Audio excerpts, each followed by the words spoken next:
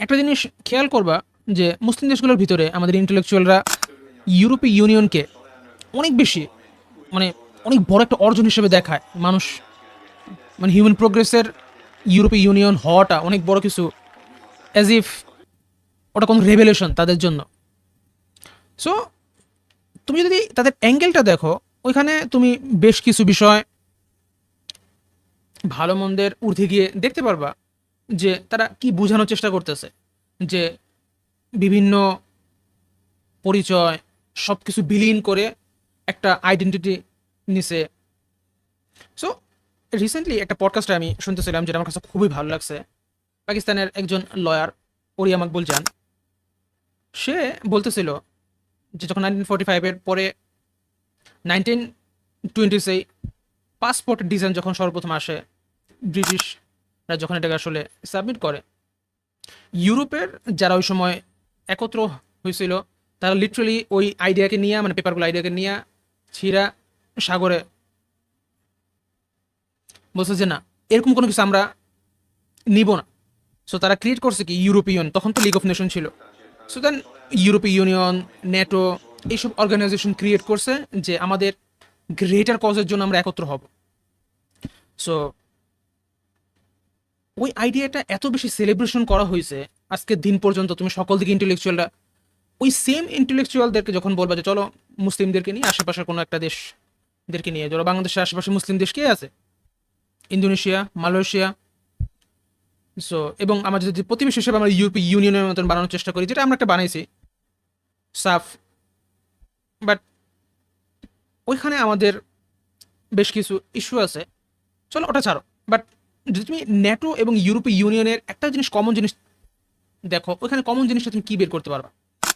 তাদের যে রোমান পরিচয় ছিল, বা ইউরোপীয় ইউনিয়ন, খ্রিস্টান ধর্ম, তারা ওই বিষয়গুলোর উপরেই একত্র হয়েছে যে বাকিদেরকে তুমি বিভাজনে ফেলাও, ইস্যু নাই, বাট আমাদেরকে তুমি, আমাদের ওই ইউনিটির মাঝে তুমি কোনো ফ্র্যাকশন ক্রিয়েট করতে পারবা না। তার জন্য তারা কি পরিমাণে সেলিব্রেশন করে ওই আইডিয়াটাকে। বাট ওই সেম আইডিয়া যখন আমাদের মতন থার্ড ওয়ার্ল্ড কান্ট্রি, যাদের বেশি প্রয়োজন বাই দ্য ওয়ে, আমাদের ইউনিয়ন যাওয়া ইউরোপীয় ইউনিয়নের থেকে বেশি প্রয়োজন, বাট আমাদের মাঝে কোনো ইউনিয়ন নাই, বা আমাদের ইন্টেলেকচুয়ালরা ওই সেম ইস্যুটাই যখন তুমি বলবা যে চলো ইন্দোনেশিয়া ও মালয়েশিয়ার সাথে ইসলামের নামে আমরা কোনো নেটো ক্রিয়েট করি, যে আর্টিকেল 5ও থাকবে এখানে, বিকজ আর্টিকেল 5 নিয়ে আবার তাদের একটা ভালোবাসা আছে। সো ওই সেম ইন্টেলেকচুয়ালদেরকে যখন আবার এই কথাটা বলবা যে চলো আমরা পাকিস্তানের সাথে একত্র হই, বিকজ মুসলিম নেটোর টপ কান্ট্রি পাকিস্তান হবে, বিকজ পাকিস্তানের আর্মি মুসলিম দেশগুলোর ভিতরে সবচেয়ে স্ট্রংগেস্ট। সো এবং তারা অর্জন করছে। হাসি ঠাট্টা আসলে আমরা যে যত বিষয় নিয়েই করি, পাকিস্তান শ্রম দিছে, অর্জন করছে। ডেফিনেটলি আমাদের সাথে যা হয়েছে হিস্টোরিক্যাল একটা মিস্টেক হিসাবে পাকিস্তানও দেখে ওটাকে। বাট পয়েন্ট হইলো যে আমরা যে বিষয়টাকে প্রোগ্রেস, হিউম্যান প্রোগ্রেসের এত গুরুত্বপূর্ণ অংশ হিসেবে দেখি, যে ইউরোপীয় ইউনিয়নরা লড়াই করা ছাড়ছে অ্যান্ড তারা একত্র হয়েছে, ওই সেম বিষয়টা আমাদের মুসলিম দেশগুলোর ভিতরে আমরা অ্যাপ্লাই কেন করতে চাই না? সো তুমি রিয়েলাইজ করতেছো যে আমরা একদিকে যখন ইউরোপকে সেলিব্রেশন করতেছি, অন্যদিকে মোয়াম্মার গাদ্দাফিকে যখন শহীদ করা হয়, এবং মোহাম্মদ গাদ্দাফিকে শহীদ করার পিছনে যে অন্যতম বড় একটা রিজন ছিল, যেটা এখন তো দুনিয়া অ্যাডমিটও করে, আফ্রিকান ইউনিয়ন বানানোর চেষ্টা করতেছিল ইউরো অ্যান্ড গোল্ড স্ট্যান্ডার্ডের উপরে, মেনলি গোল্ড স্ট্যান্ডার্ডের উপরে, বিকজ ইউরো কেউ পরবর্তী সময় ইউরোপে কেউ তাকে সাহায্য করেনি। সো আমার পয়েন্ট হইল যে আমরা কনসিস্টেন্স কনসিস্টেন্সি রাখি না কেন, আমরা কনসিস্টেন্ট না কেন? আমাদের সেম ইন্টেলেকচুয়ালরা যদি ইউরোপ ইউনিয়ন হওয়ার উপরে আমরা হিউম্যান প্রোগ্রেশন দেখি, আমাদেরকে শেখানো হয় যে এইভাবে মানুষ একত্র হয়, তারা লড়াই ছেড়ে হিউম্যান প্রোগ্রেসের দিকে গেছে, ওই সেম আইডিয়া যখন তুমি এদিকে একত্র হওয়ার কথা উঠে সামহাও, ফর এক্সাম্পল দেখো তুমি ডক্টর ইউনুস যা করছে, ওইসব বিষয় নিয়ে তুমি কোনো এক সময় ডিটেলস আলোচনা করা যাবে ভালো মন্দের। বাট এই যে 1980s যেরকম মুসলিম ভ্রাতৃত্বের একটা যুগ চলছিল, ওই সময় জিয়াউর রহমান ছিল। সো ওই ভ্রাতৃত্বের দিকে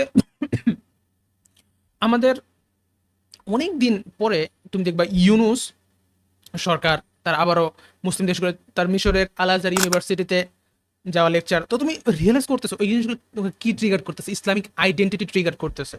সো আমাদের যদি আমরা ইউরোপকে হিউম্যান প্রোগ্রেশনের জন্য নিতে পারি তাদের উদাহরণ হিসেবে, তাদের ইউনিয়ন হওয়াটা, ওই সেম বিষয়টা আমরা মুসলিম দেশগুলোর উপর একত্র হওয়াকে ওই লেন্সে দেখতে পারি না কেন? আমি আসতেছি পলিটিক্যাল সিনারিওটা, বাট আমি বলতেছি সাইকোলজিক্যাল যে পার্টটা, যে আমরা কত বেশি ডিফিটেড, যে ইউরোপ একত্র হয়েছে বইলা আমাদের হিউম্যান প্রোগ্রেশনের অনেক বড় কিছু অর্জন হইতেছে। বাই দ্য ওয়ে ওটা মুসলিমদেরকে আরো বেশি ক্ষতি করছে ইউরোপ একত্র হওয়ার জন্য, বিকজ তারা যে অ্যামাউন্ট রিসোর্স ইউরোপে একত্র করছে ইউনিয়ন হওয়ার আগে, এবং যে পরিমাণে ব্লাডশেড করছে মুসলিমরা এই পরিমাণে ব্লাডশেড তখনও করে নাই।